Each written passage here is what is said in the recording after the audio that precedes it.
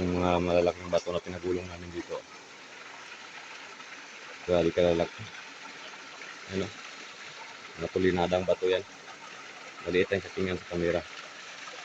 Ano? Grabe nga laking bato. Ang iba dito na bauna, natabunan na ng buhangin. Hirap na hirap kami. Sa mga bato na to. Puro quartz. Mga lalaki. Punta doon sa taas. Ngayon natambakan ang butas namin ng malalaking bato. Mga higanting bato. Ito mga higanting bato to. Yan. Maliit lang siya tingnan pero tulinada yan siya. Yung mga bato. Grabe kalalaki. Yan, mga 4 tons siguro ang bigat nito. Yan, isang peraso na yan. Tapos yan, mga 3 tons. Ganyan kalalaki lang. Yan isang, ganyan lang maliit lang tingnan. Mga 1 tons yan ang bigat. Ano, puro bato yan.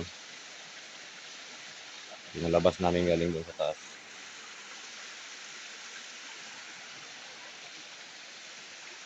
Tapos yan ngayon, mga 20 tons, isang peraso. Tapos may dalawa pa ng mga tag 10 tons. Grabe kalalaking bato.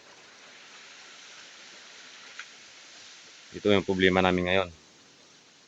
Iiwanan namin itong trabaho na to. Dahil sa ang bato ay grabe kalalaki. Natambakan trabaho namin eh. Lalaking bato. Yan trabaho namin. Tapos ang mga quartz, grabe kalalaki. Ako mo lang ang bato.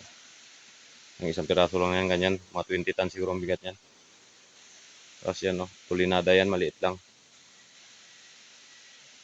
Ito, grabe rin kalaki. Oh. Tapos yan to. Malaki yan. Maliit lang tingnan.